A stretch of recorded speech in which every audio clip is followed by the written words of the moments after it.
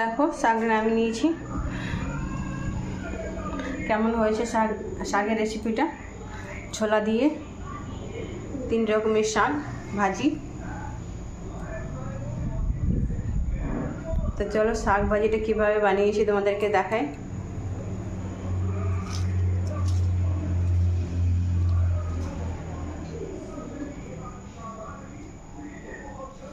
Friends, welcome to পুচকি kitchen থেকে তোমাদের সকলকে জানাই স্বাগত। তো আমি শাকের রেসিপিটা কীভাবে বানিয়েছি দেখো। আমি আজকে 3 রকমের শাক নিয়েছি। এই শাকগুলো জানি না কী শাক। এটা লোটে শাক,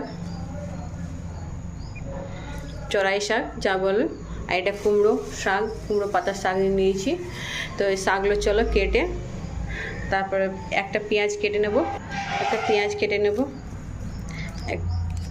বড় সাইজের একটা পেঁয়াজ কেটে শাকের রেসিপিটা তোমাদের কাছে শেয়ার করব।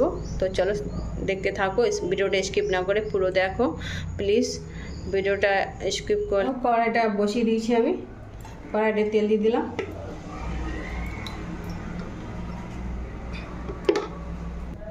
কেটে রাখা পেঁয়াজটা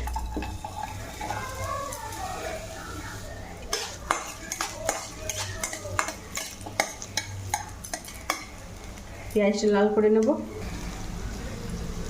কটা ছোলা দিয়ে দিলাম। পেঁয়াজটা আমি ভেজে নেবো, হালকা ভেজে নেব।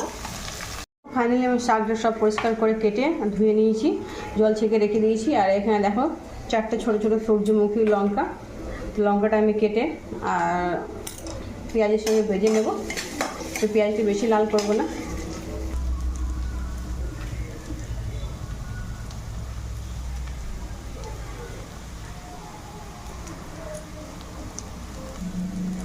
দেখো লঙ্কাগুলো আমি দিয়ে দিলাম।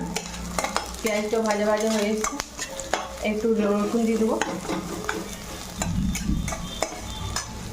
দেখো এই রসুনটাকে আমি ছেঁচে ছোটো ছোটো করে নিয়েছি। রসুনটা দিয়ে একটু হালকা ভেজে নেব।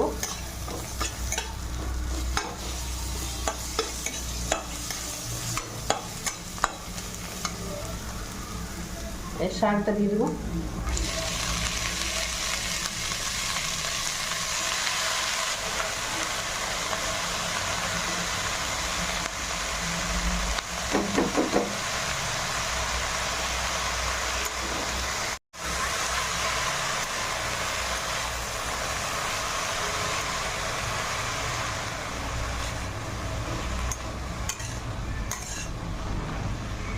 শাকটা এবারে ভেজে নেবো ঢাকা দিয়ে।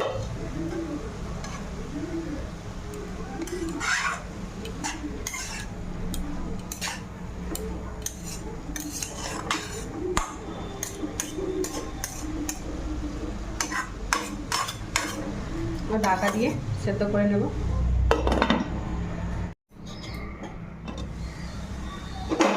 দেখো শাকের থেকে যে জলটা ছিল সে শুকনো হয়ে গেছে। এবার নুন দিয়ে শাকটার জল আর একটু বের করে শুকিয়ে নিয়ে শাকটা সেদ্ধ হয়ে যাবে, নামিয়ে দেবো। তো নুন দিয়ে দিলাম আমি। নুনটা চালিয়ে ঢাকা দিয়ে দেবো।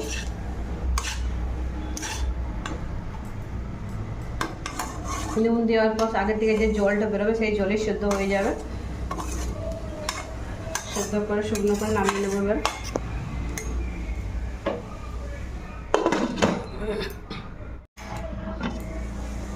দেখো শাকটা খুব ভালোভাবে সেদ্ধ হয়ে গেছে। এবার নামিয়ে নেব।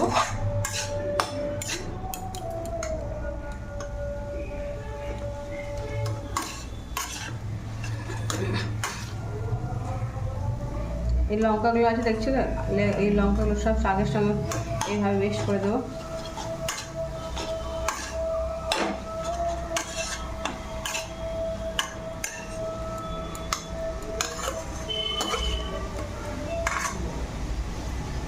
চলো এবার নামিয়ে তোমাদেরকে দেখাবো।